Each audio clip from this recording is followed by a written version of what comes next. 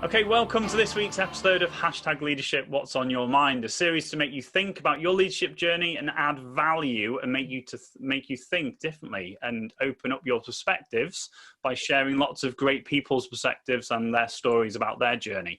So today we're going to speak to Jo Finnerty. Hi Jo, how are you doing? Hi Stu, thank you. Yeah, really good.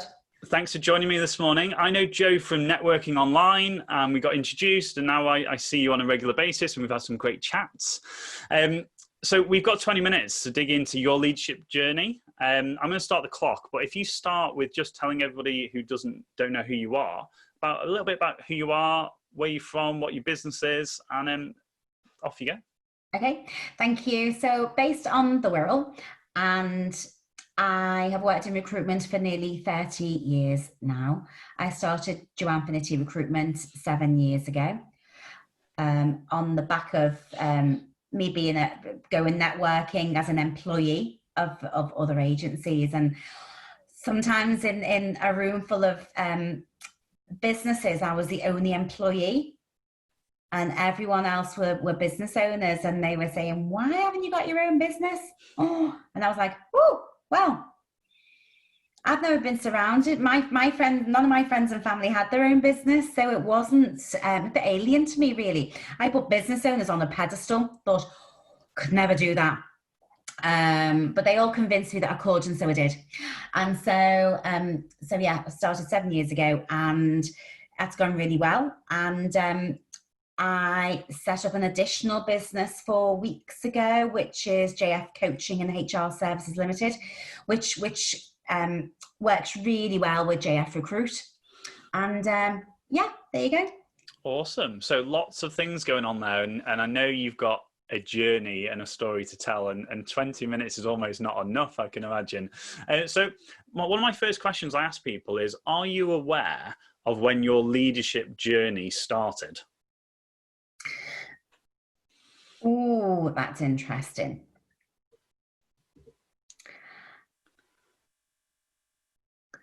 It was probably when I was playing in the back alleys of my house when I was about 7 or 8.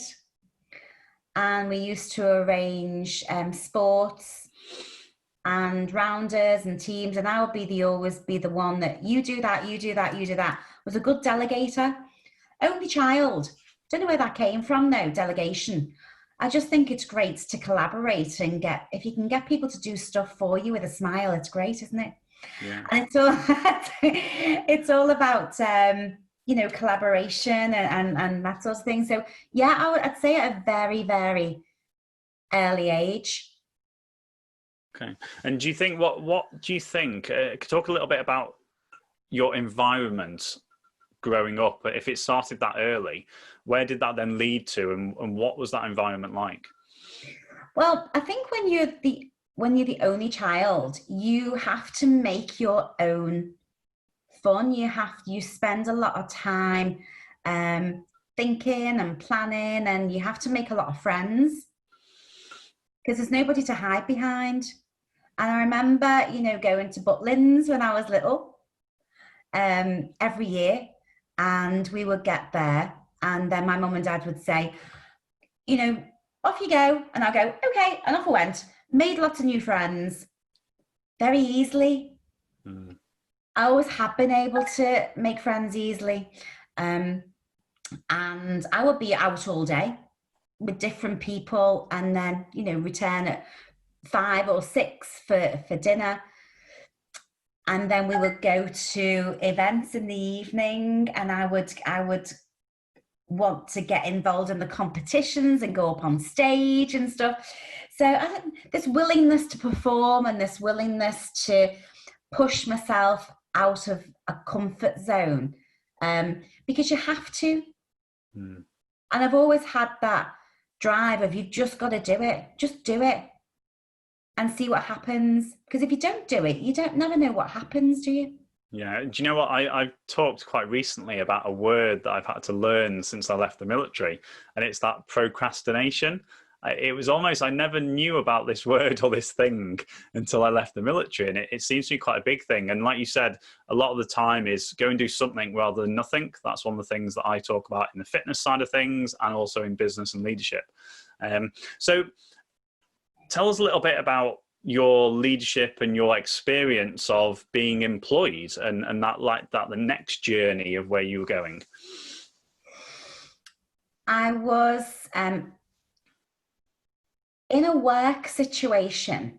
I was never the type of person that would sit and gossip about other people or get involved with cliques. I was always quite on my own because I knew what I needed to do. I knew I needed to work hard and be the best employee.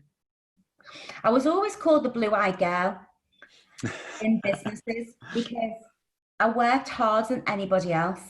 I wanted to succeed. I wanted to be the best.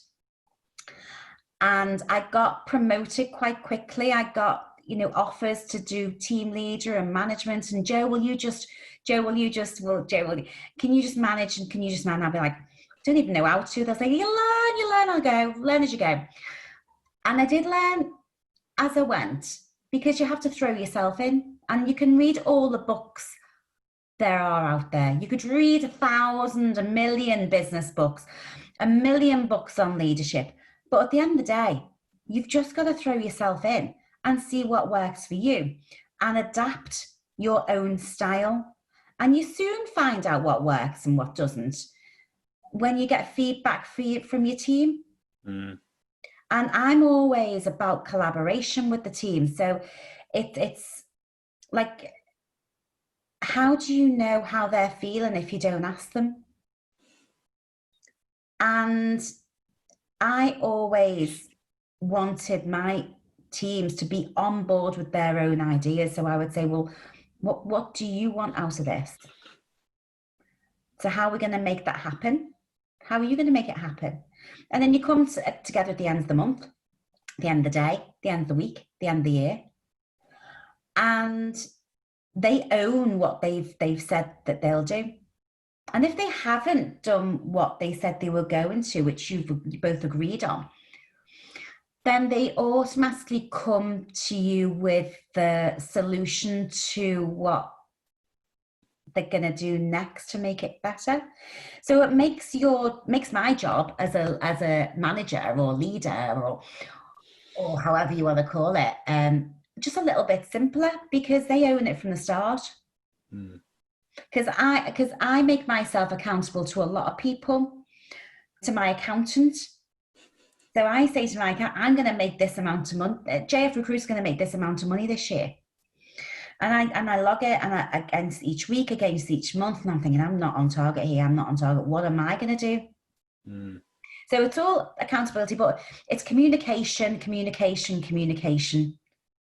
Yeah, I like that. Where you mentioned about the feedback, and you mentioned the end of the day, the end of the week, end of the month, end of the year. There's lots of people, and again through the old-fashioned, I'm going to say old-fashioned thing about those annual reports and those that's so. But there's amazing how many people are still in the mindset of that and only wait for certain trigger points to give feedback or to talk. And you mentioned two great things there that I'm really passionate about: talking, and actually, if you talk, you get the feedback anyway. And again, it links to that environment, doesn't it? What environment are you creating to have that ability to talk and get feedback at the same time? Exactly. It's all about communication. Well, everything in life is about communication, isn't it? Yeah.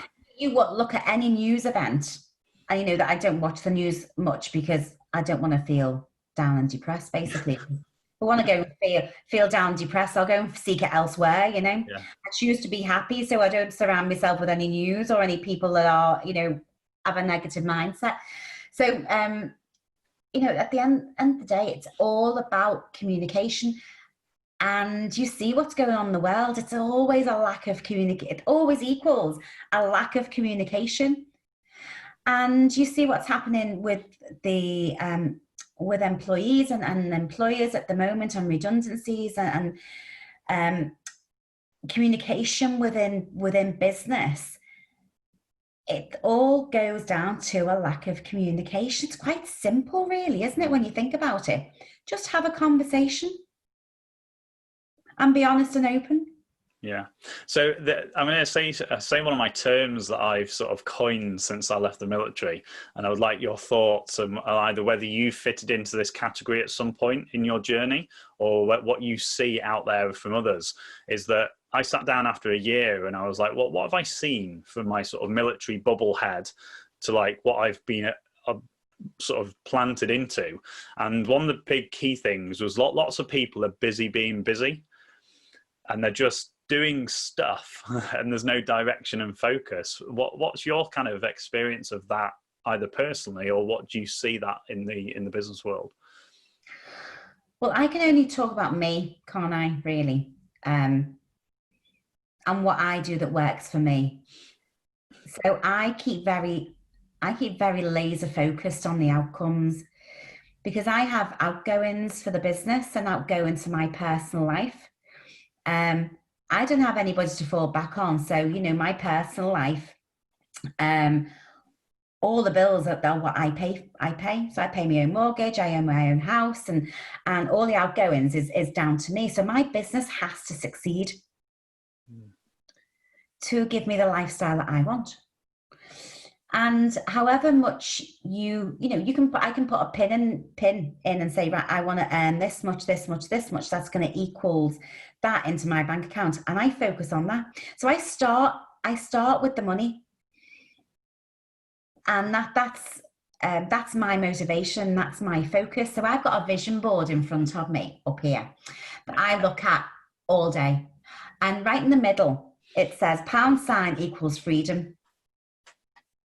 Now, freedom to me is freedom to do what I want to do, whenever I want, whenever I want. If I died tomorrow, right, I would have no regrets about anything. There's nothing that's lingering for me to do, no conversations that I need to have. I could go quite happily and go, do you know what? I've had a great ride.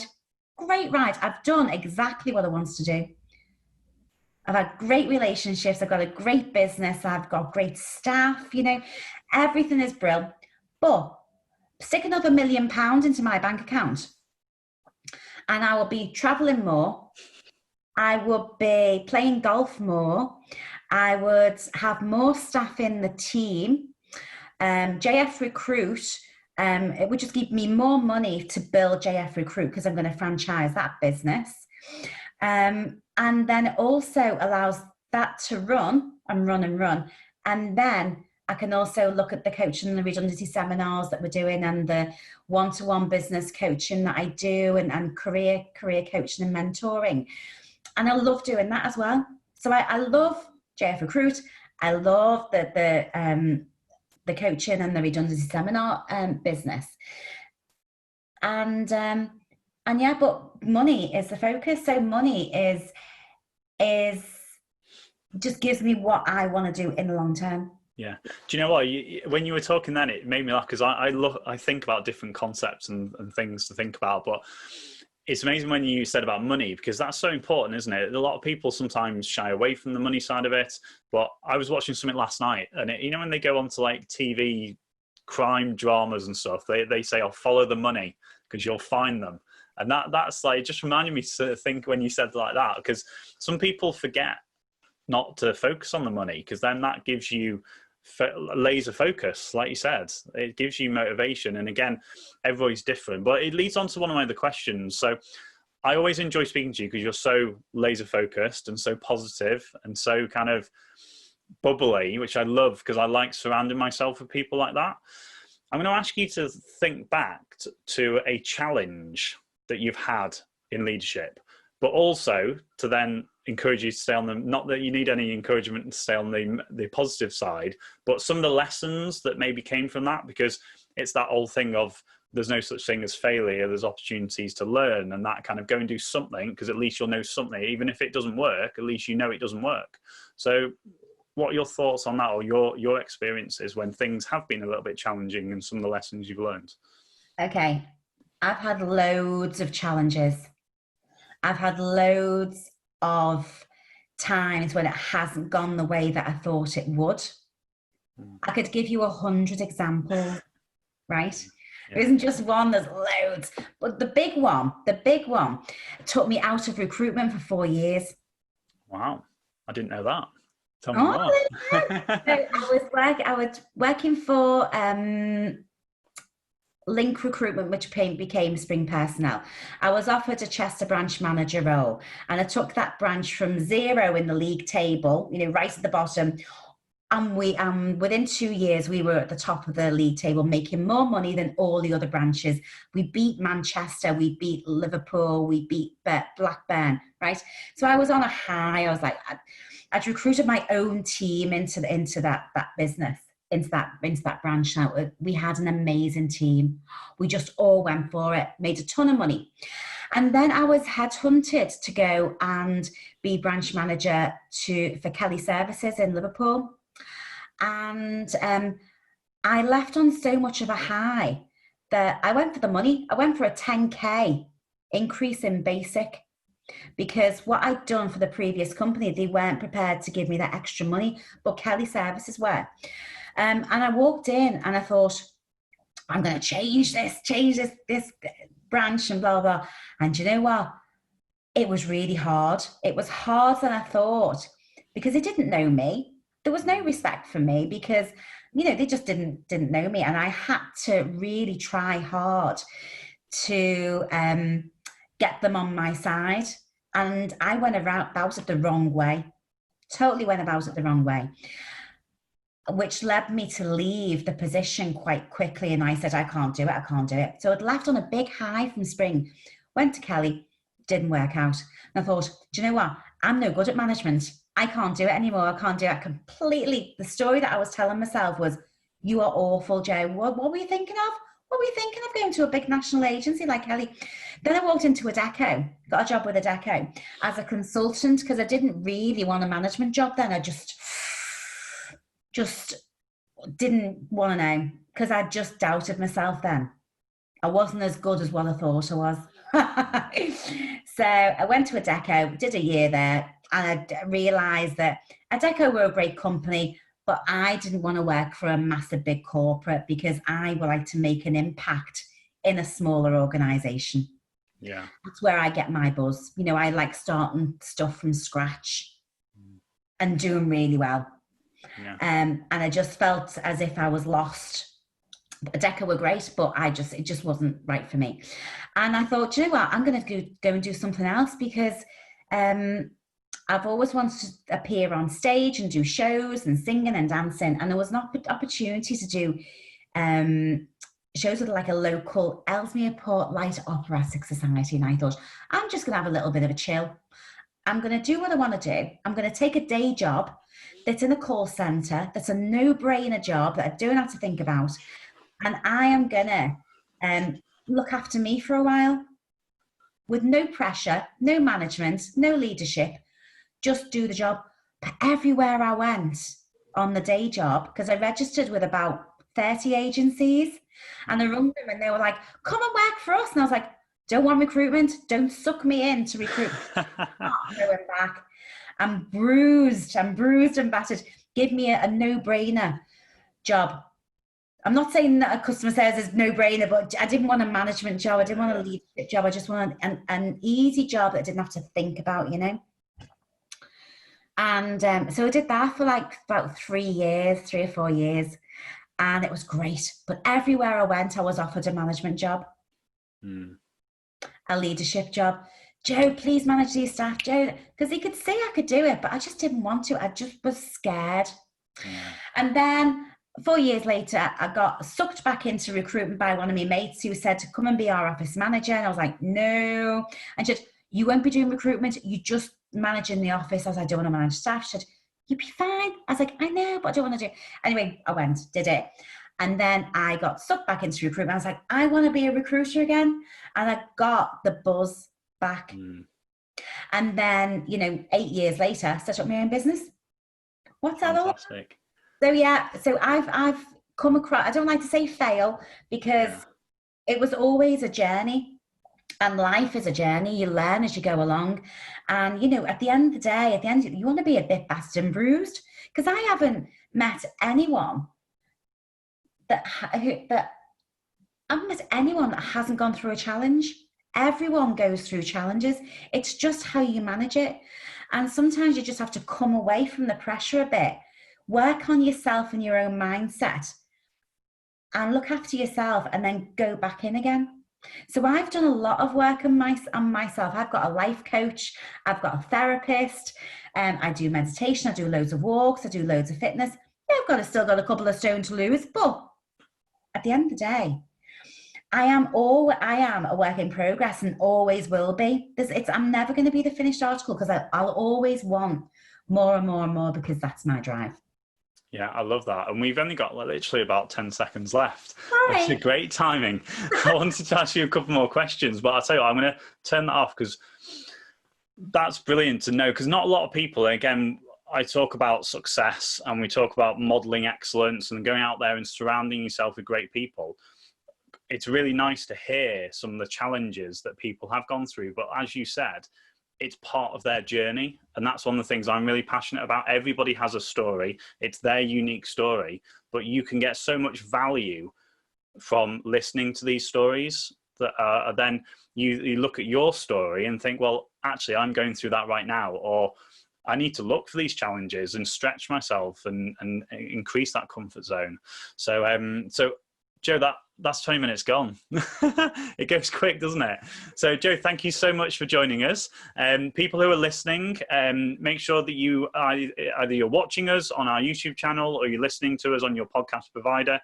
Make sure you subscribe, follow. Make sure you're ready for next week's episode that comes out at 6 o'clock on Wednesday every week.